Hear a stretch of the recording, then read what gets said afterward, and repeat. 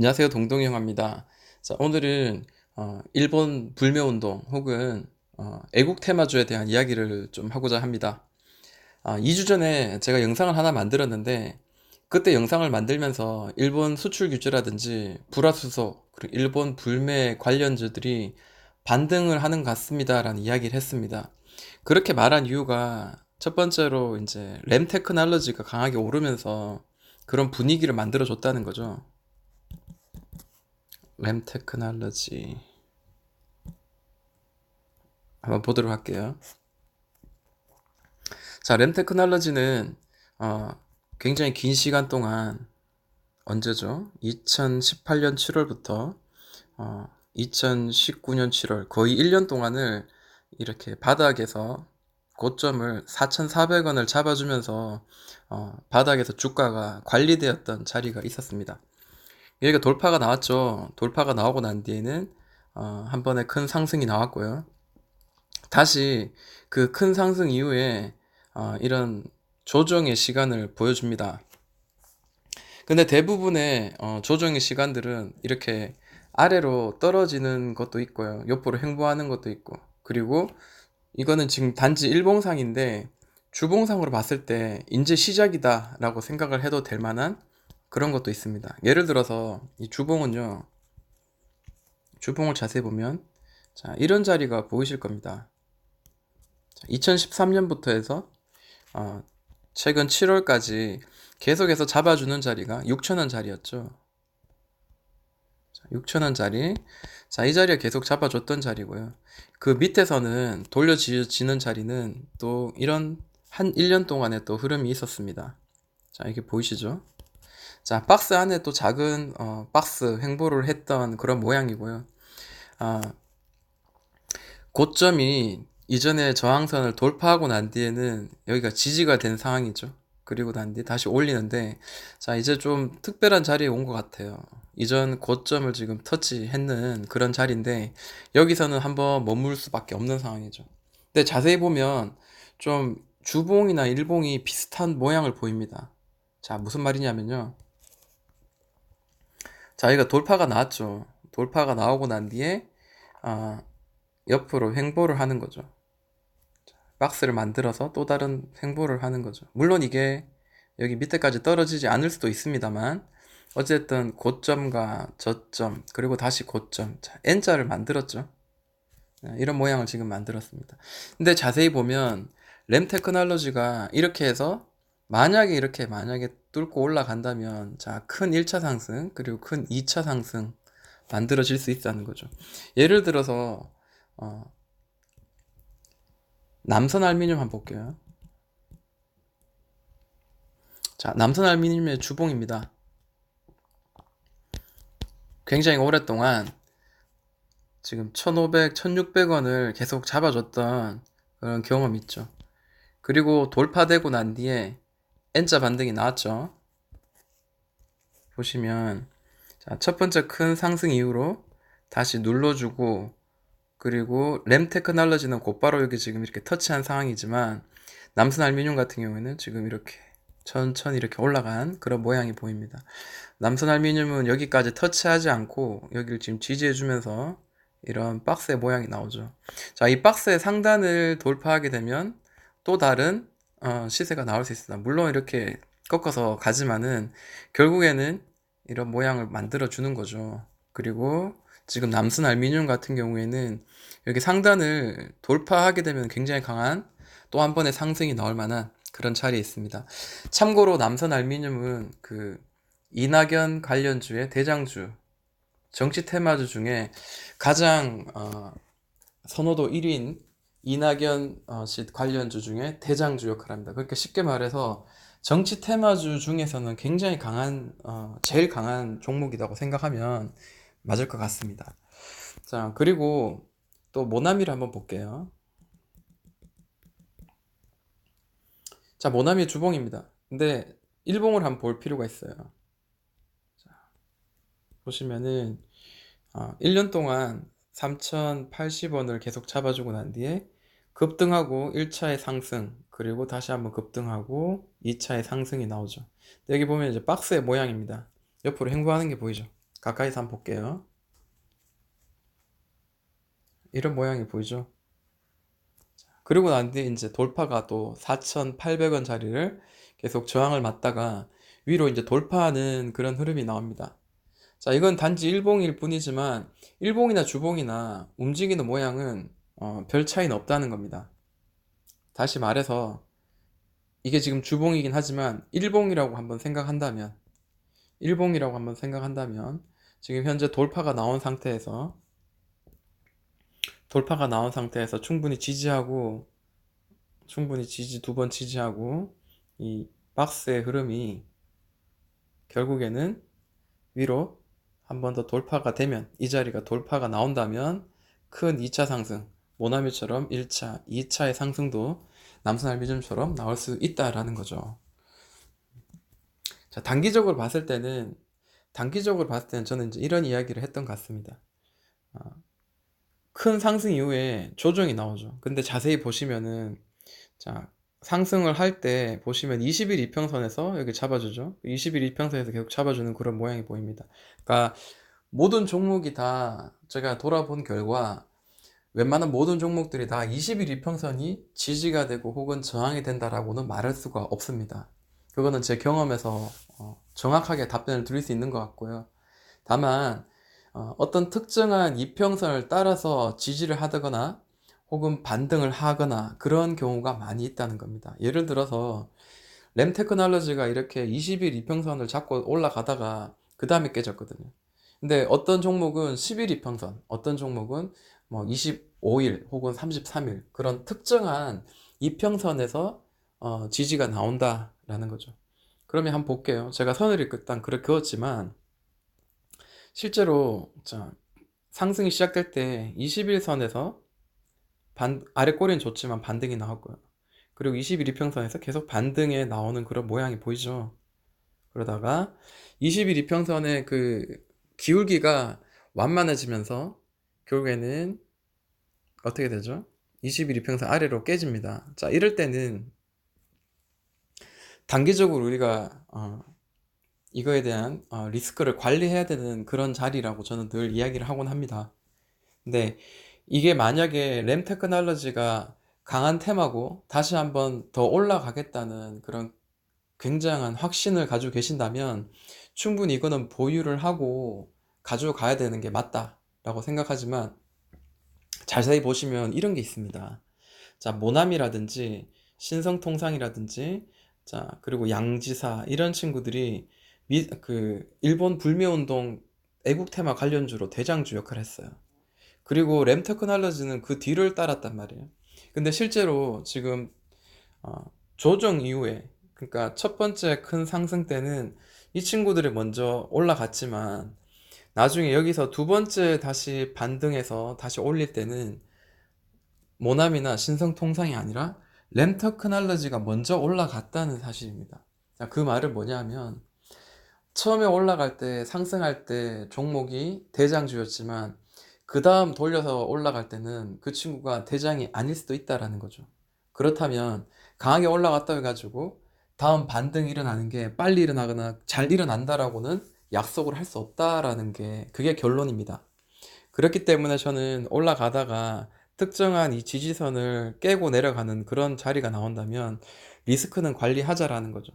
다행히 램 테크놀로지는 6,000원 위에서 지금 돌려줘서 다행이지만 이게 만약에 수소차 관련주처럼 이게 더 밑으로 한 번, 두 번 정도 바닥을 만들고 파동을 더 만들고 이렇게 121선 언저리에서 만약에 이게 돌려졌다면은 얼마나 힘들고 어려운 시간을 갖겠습니까? 그런 이야기는 제가 좀 이렇게 강조하고 싶은 내용이었습니다. 자, 근데 또 특정한 자리가 있어요. 뭐냐면, 자, 꺾였어요. 이때가 이제 꺾인 자리고요. 20일 이평선은 바로 여기서 꺾였죠. 그리고 한데 고점을 계속 떨어뜨리는 그런 모양이 나옵니다. 그죠?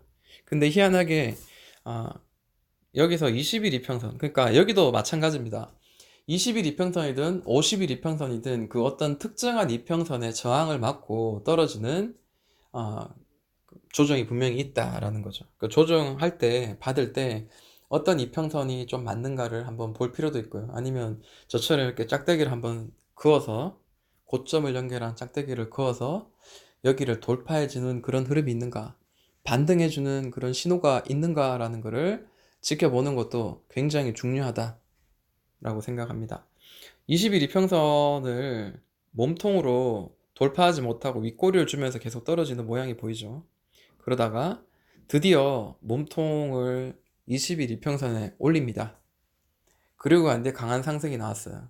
물론 이게 갭 상승이 나올 수도 있고 혹은 차근차근 이렇게 올라갈 수도 있습니다만, 램테크놀로지는 특정한 그 이슈와 뉴스를 가지고 국산화라는 그런 큰 이슈를 가지고 급등을 한 그런 케이스죠. 자, 여기서도 마찬가지예요. 고점, 이전 고점에서는 충분히 한번 수익을 실현하거나 혹은 리스크를 관리 한번 해야 되는 자리입니다. 그리고 누군가가 제 유튜브 내용에 2주 전에 이걸 올렸던 그 내용 중에 이런 이야기를 했습니다. 2주가 아니죠. 얼마 안 됐습니다. 자, 꼭대기에서 지금 잡았는데 어떻게 하면 좋을까요? 지금 이만큼 떨어졌는데요 라고 이야기를 하셨어요. 그때 저는 그렇게 이야기했습니다. 이게 지금 갭 상승으로 뛰었기 때문에 이거를 정확하게 알 수 없습니다. 근데 단기적인 대응을 원하신다면은 이거는 분봉으로 보시면은 좀 쉽게 이해할 수 있을 것 같습니다. 그러니까 무슨 말이냐면, 자, 여기 특정한 이평선을 지지해주고 올린 것처럼, 자, 여기도 분명히 그런 이평선이 있다는 거죠. 자, 60분봉을 한번 볼게요. 60분봉을 보니까, 자, 고점을 연결한 선입니다. 이 고점을 연결한 선을 돌파할 때 더 이상 바닥에 저점을 떨어뜨리지 않고 이렇게 더블 바닥을 만들고 2, 3, 4 바닥을 분봉상 만들고 특정한 이 저항선을 돌파를 하는 게 보이죠. 근데 돌파를 하고 지지를 해주는 자리가 보시면은 이것 또한 노란색 22평선입니다. 근데 무조건 22평선이라고 저는 말하고 싶지 않습니다. 특정한 이평선이라고만 저는 이야기를 하고 싶고요. 왜냐하면 그때그때마다 다르기 때문입니다. 그리고 선을 한번 그어봅니다. 자, 이런 선이 나오죠. 자, 이 선을 지지하지 않는다면, 깨진다면 단기적으로 좀 관리하거나 혹은 대응의 영역인 것 같습니다. 물론 이거는 단기적인 내용입니다. 라고 이야기를 말씀드린 게 있습니다. 왜 단기적인 대응에 대한 이야기를 했었냐면, 그분이 장기적인 마인드인지 단기적인 마인드인지 알 수 없고, 그러면 또 하나, 이전 고점을 터치하고 또 이번에 다시 고점을 그 자리를 터치했단 말이에요. 그러면 그거를 돌파하고 올라가는 확률, 그리고 혹은 그걸 맞고 다시 밑으로 떨어졌다가 다시 올릴 확률, 아니면 거기 맞고 완전히 주저앉는 확률, 그런 것들을 다 따져봤을 때 올라갈 확률이 굉장히 낮다는 거죠. 무슨 말인지 아시겠죠? 자, 여기 돌파하는 이 자리와 그리고 여기 이전 고점을 터치한 이 자리가 과연 누가 더 승자가 될 수 있냐, 누가 더 상승할 가능성을 가지고 있냐라는 거죠. 저는 그래서 이 60분봉상 60분봉상 지지해 주었던 어떤 특정한 이평선 22평선인데, 60분봉상 22평선을 터치하는 이 자리가 깨지면은 그때는 관리하시는 게 좋을 것 같습니다 라고 이야기했습니다. 자, 일봉상에서 보여준 것과 똑같아요. 또 다시 22평선을 다시 저항을 맞으면서 떨어집니다. 이게 지금 현재 8,550원인데 이게 8,000원까지 갈지 혹은 뭐 7,500원까지 갈지는 그 누구도 알 수 없습니다. 왜냐하면 돈을 많이 가진 자와 이거를 내리고자 혹은 올리고자 하는 그런 주포라고 이야기하죠. 그 친구들이, 그분들이라고 할까요? 그 세력들이 이거를 언제 올리냐에 따라서 우리는 그 낮고 높은 그 자리 중간중간에 우리가 단지 들어가서 수익 내고 나오거나 혹은 버티지 못하고 손실을 내고 나와야 되는 그런 상황이 바로 우리의 상황이라는 거죠. 개미의 입장인 거죠. 그래서 반드시 이렇게 돌파하는 구간을 노리고 여기가 깨지는 순간은 좀 리스크 관리를 하자라는 거를 말씀을 드리고 싶습니다.